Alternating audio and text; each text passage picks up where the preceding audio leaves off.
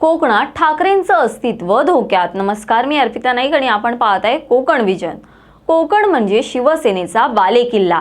ज्या कोकणाने शिवसेनेला अंगा खांद्यावर खेळवलं, त्याच कोकणाने आता उद्धव ठाकरेंच्या राजकारणाला सपशेल नाकारल्याचं चित्र रत्नागिरी आणि सिंधुदुर्ग जिल्हा परिषदेच्या निकालातून स्पष्ट झालं आहे.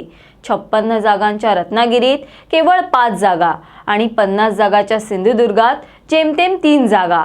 हा आकडा केवळ पराभव नाही, तर उद्धव ठाकरे गटाच्या राजकीय अधपतनाची नांदी आहे.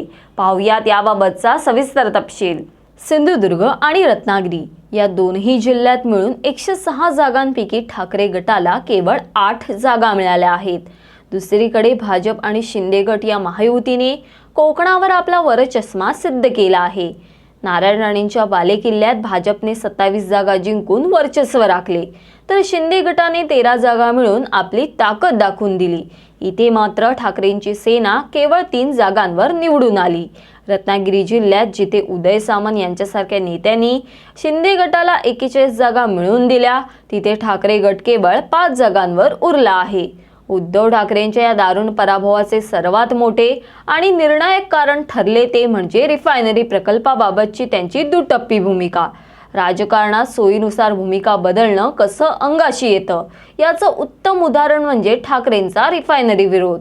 जनतेच्या मनात संताप या गोष्टीचा आहे की उद्धव ठाकरे मुख्यमंत्री असताना त्यांनी स्वतः पंतप्रधान नरेंद्र मोदी यांना पत्र लिहून राजापूरच्या बारसूची जागा रिफायनरीसाठी सुचवली होती.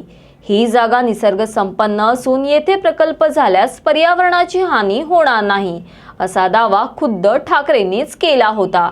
मात्र मुख्यमंत्री पद जाताच आणि शिवसेनेमध्ये उभी फूट पडताच उद्धव ठाकरेंनी राजकीय सोयीसाठी त्याच बारसू प्रकल्पाला कडाडून विरोध सुरू केला. कधी पाठिंबा तर कधी विरोध. या त्यांच्या कन्फ्यूज भूमिकेमुळे सामान्य कोकणी मतदाराचा विश्वास उडाला. स्थानिकांना वाटलं की उद्धव ठाकरे प्रकल्पापेक्षा स्वतःच्या राजकीय अस्तित्वासाठी कोकणचा बळी देत आहेत. प्रकल्पाच्या बाबतीत कोणती ठोस भूमिका न घेतल्यामुळे स्थानिक जनतेचा त्यांच्यावरचा विश्वास उडाला. सिंधुदुर्गामध्ये 3 जागा आणि रत्नागिरीत 5 जागा हा केवळ निवडणुकीचा निकाल नाही, तर हा जनतेचा स्पष्ट संदेश आहे. कोकणचा बालेकिल्ला आता भाजप आणि शिंदे सेनेच्या ताब्यात गेला आहे. उद्धव ठाकरे यांना जर कोकणात पुन्हा उभारी घ्यायची असेल तर केवळ भाषणांनी चालणार नाही. ठाम भूमिका, संघटना पुनर्बांधणी आणि स्थानिक प्रश्नांवर निर्णायक नेतृत्व दाखवावं लागेल. अन्यथा कोकणातील शिवसेनेचा इतिहास फक्त आठवणीतच उरेल. यावरील तुमचं मत आम्हाला न चुकता कमेंट बॉक्सद्वारे नक्की कळवा आणि अशाच विविध विषयांवरील सविस्तर तपशील जाणून घेण्यासाठी कोकण विजनला सबस्क्राईब करा व बेल बटन दाबा. धन्यवाद.